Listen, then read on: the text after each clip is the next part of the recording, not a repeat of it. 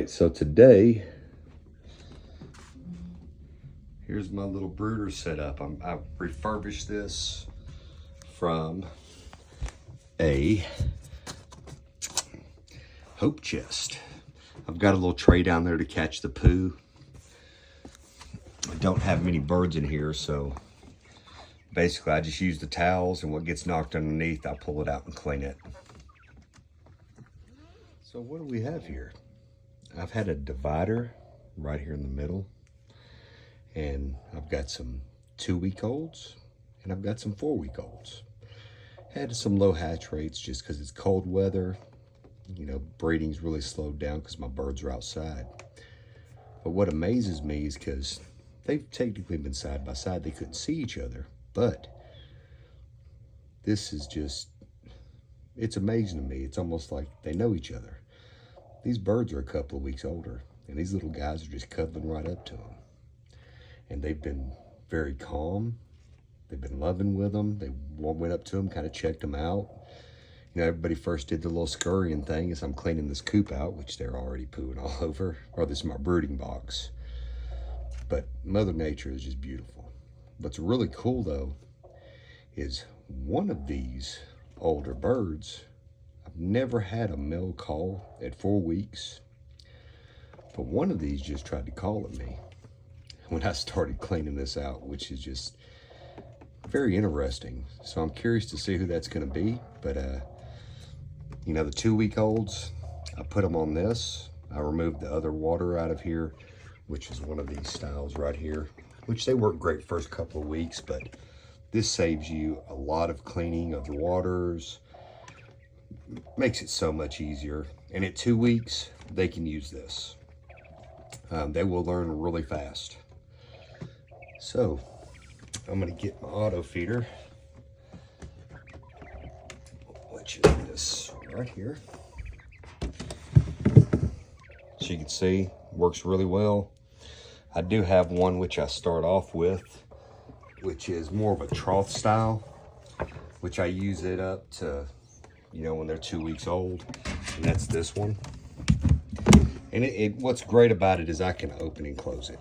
I have this little nice little fancy thing that I made here. This works really well. You know, first 2 or 3 days, I don't leave this open. I'll get some food out of it, let them get their legs about them, let them get some running around good. Then I'll leave it open, because it seems like the first couple of days they're so curious. I've had them get in here and burrow up in here. I had that happen a couple times. So usually first, like I said, 3 or 4 days, I won't leave it open. I'll come in here in the morning and in the evening. It gets them familiar with you. You know, hey, he's here, he's gonna feed us.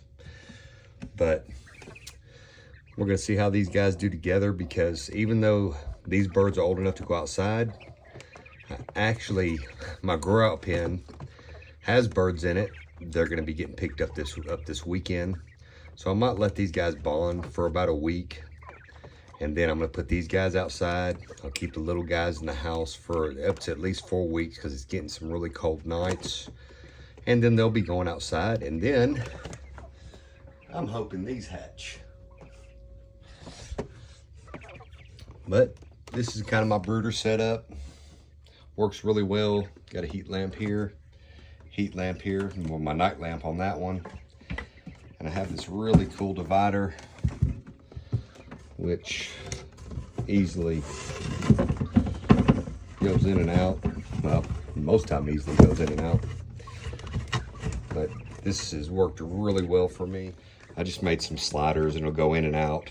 And then the lids actually line up perfectly with this from one side to the other. And you know, if this is kind of an odd hatch, but if I had a full hatch, I would leave this divider in here.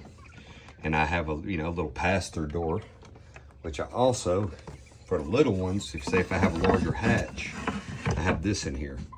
It's a little bit smaller door, that way, and I'll keep this side heated. I'll put the food and water over on this side. You know, if I get a 50, 60 clutch hatch, and then when they're first born, I keep them over here on the warm side. I have a, you know, thermostat that's controlling my temp right up here. And this flips over, and it will block them off. So it works really well. Right now, I'm just gonna go ahead and open this up. There's no need for me to have a divider in here anymore. I'm gonna go ahead and get this removed. Another good thing that this divider is for is if you've got a bunch of rambunctious birds, believe it or not, putting that divider in here keeps them from just going absolutely nuts sometimes. So it keeps some of the running down, it keeps them more calm. And say if you do have some quails, when you have a good hatch, you know, they've got sides they kind of go hide from each other on. But I definitely love this setup. I'm probably gonna be making it much larger come spring, because 50, 60 birds is max on this. This is basically an old hope chest I converted over. Made the lids on it. Basically, this is just styrofoam, and then you've got, you know, mesh on, you know, the wiring underneath. But it's worked really well. You know, I just cut styrofoam. I lay some towels up here to cover the edges. Well, on the hot side, I'll cover the edges up with a towel to make sure it keeps the heat in. And it's worked really well for me. You know, I've got a couple, you know, manual thermometers in here on top of my, you know, electric gauge that tracks, and it controls, the electric one controls this side. This one right here is manual. And then I just took like my lighting, believe it or not, these are just a couple of old lamps. I just tore the lamp down, drilled some holes, reused the hardware and the wiring for it. It's worked really well for me. But this is my setup. I love it. Gonna be growing it soon. I think this is gonna be my initial, you know, baby box. And then I'm gonna build a, you know, for 2 weeks, I'm gonna get a larger brooder and maybe do a little bit different design on it for a little bit older birds. Because I love my babies and want to make sure that they're secure, have enough heat, and it's controlled properly. You know, everybody talks about food waste. I wish I had showed you my setup before I cleaned it. You know, everybody wants their stuff to be clean. But what's amazing is I made these feeders. I have 3-inch styles, and I cut the hole over here into the elbow, and they are amazing. Like, I was just picking some stuff out of here and I got some food on the ground. But what I love about these is they really are zero waste. As soon as they start getting up and they start using this larger feeder, and it's right, I do believe this is a 1.5 or 2-inch pipe. There's zero waste on this, even at chicks. So it saves me a lot of food costs. That's probably one of the biggest things I love about this style feeder. And it auto feeds. I can fill this up.